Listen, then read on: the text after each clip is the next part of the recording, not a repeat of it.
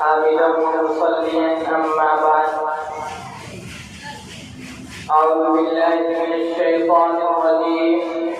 بسم الله الرحمن الرحيم. أوأمن أهل القرى أن يأتيهم بأسنا ضحى وهم يلعبون. صدق الله العظيم.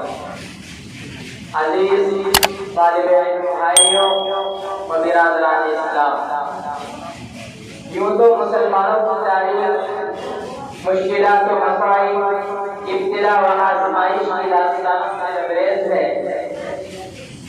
مسلمانوں کے خلاف ہر دور اور ہر زمانہ میں مخالفت و معاندت کی آنچیاں چلی، نفرت و عداوت کے طوفان اور فتنہ و فساد کا سیلاب آیا، مگر حجت پرست جان باز قوم نے ان سب کا رخ ہمیشہ کے لیے دشمنوں کی طرف موڑ دیا.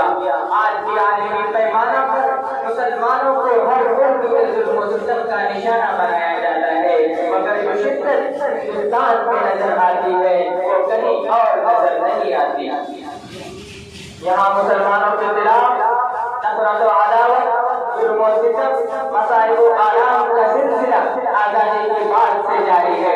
ان مسلمانوں نے تحریک آزادی میں اپنے لہو سے مادر وطن کی پیاس بجھائی، جیل کی گولیوں اور پھانسی کے تختوں پر آزادی کا نعرہ بلند کیا. ان مسلمانوں نے اپنی 700 سالہ تاریخ میں ہندوستان کو دولت سے مالا مال کر دیا تھا اور اس کو سونے کی چڑیا بنا دیا تھا. ان مسلمانوں نے ہندوستان میں اتحاد نظام کا چمن لگایا تھا، ایک مسلم ایکتا کا چراغ روشن کیا تھا. انہیں کو آج بردار وطن کہا جاتا ہے. ان کو فسادات کی آگ میں جھونک دیا جاتا ہے اور بے گناہ مسلمانوں کو سلاخوں کے پیچھے ڈال دیا جاتا ہے اور دہشت گردی کا الزام تھوپا جاتا ہے. میں کہتا ہوں کہ آتنکوادی اور دہشت گرد وہ ہے جس نے مسلمانوں کا قتل عام کیا. آتنکوادی وہ ہے جو مسلمانوں کی عزت سے کھلواڑ کرتا ہے.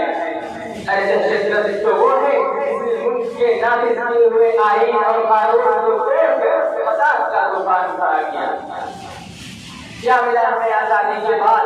گجرات کے جلتے ہوئے مکانات، جمشید پور کی جلتی و طرف کی لاشیں، حیدرآباد کی گودریزی، مظفر نگر کا دل دہلانے والا حادثہ اور بابری مسجد کی شہادت اور ستم والا ایک یہ ہوا کہ ہمیں غیر ملکی جنگل ملک بدل کرنے کی کوشش کی جاتی ہے. ارے یاد کرو اس وقت کو جب تم انگریز کی دنیا صاف کر رہے تھے اور غلامی کا خوف تمہاری گردن میں پڑا ہوا تھا اور یہ ملک ہندوستان آزادی کے لیے ترس رہا تھا. اس وقت اس ملک کی گود پر پرورش پانے والا کوئی ماہی کا لال اپنی جرأت نہیں کر سکتا تھا کہ وہ انگریز کی حکومت کو للکار سکے اور دنیا کی سپر پاور طاقت کا مقابلہ کرنے کے لیے آواز اٹھا سکے. دیکھو ہماری بے باسی کو سب سے پہلے جس نے آواز اٹھائی وہ شیر انسان، انسانیت کا مسیحا شاہ ولی اللہ محدث دہلوی کا فرزند شاہ عبدالعزیز تھا. شاہ عبدالعزیز کی آواز کیا تھی؟ وہ آواز یہ تھی کہ انگریز کے خلاف جہاد کرنا چاہیے اور ملک ہندوستان کو انگریز سے آزاد کرایا جائے.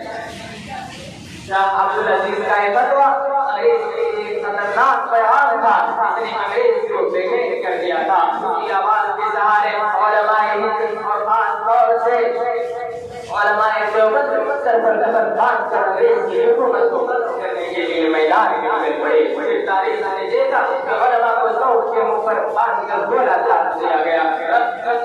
علماء کرام کے گوشت کے زرگڑے اڑ گئے اور فضائے آسمانی سوز سے رنگین ہو گئی.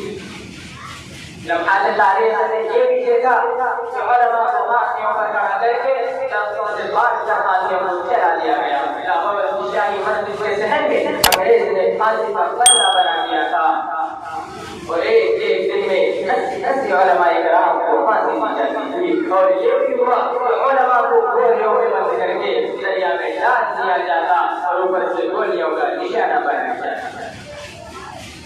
تاریخ شہادت دیتی ہے کہ دریا کا پانی علماء کرام کے خون سے سرخ ہو چکا تھا، مگر اس میں آنے میں نہ تو انگریز سے سمجھوتا کی اور نہ ہی انگریز کے سامنے کا گئی. آج ہماری تاریخ مٹانے کی کوشش کی جا رہی ہے, لیکن آزادی کی تاریخ سے مسلمانوں کا نام نکالا جا رہا ہے. اور صرف یہ ہوا کہ ہم سے سوال کیا جا رہا ہے کہ تم نے ہندوستان کو کیا دیا. اے محبان وطن, جاؤ جمالیاتی بلندی سے پوچھو, گنگا کی گہرائی سے معلوم کرو, سرزمین ہند کی شہزادی سے پوچھو, تاج محل کی فلک عمارت سے پوچھو.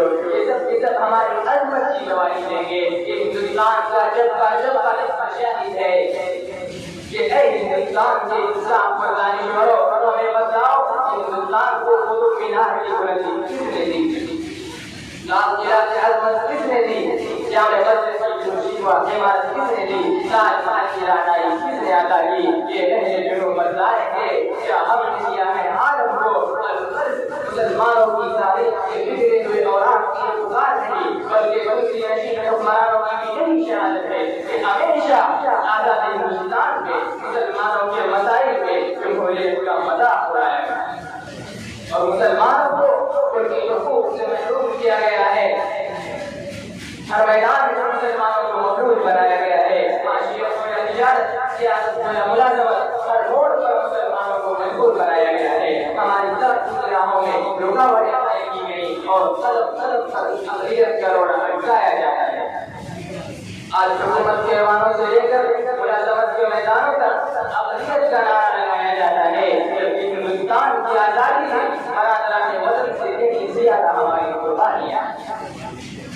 ہم ان لوگوں کے شان کی آواز پہنچا دینا چاہتے ہیں کہ جن کے ہاتھوں میں زبان حکومت ہے کہ اگر ہندوستان کی تعلیم چاہتے ہو تو ہمیں وہ حق دو تو جب بولنے کے آئے کی روکنی چاہے. مسلمانوں کو ہر طرح سے مذہبی آزادی چاہیے. ہم ارباب حکومت سے کہنا چاہتے ہیں کہ مسلمانوں کی حقوق کا مال نہ کریں, ورنہ اگر مسلمانوں کے صبر کا پیمانہ چھلک اٹھا اور ان کے جیالوں نے صبر کا دامن چھوڑ دیا تو وہ تمہارے لیے آگے پشاور اٹھیں گے اور چہرے خدا وہی پر چھا جائیں گے. پھر تمہاری ساری طاقت ہوا پر اڑ جائے گی اور تمہاری حکومت کے برکتیں اڑ جائیں گی.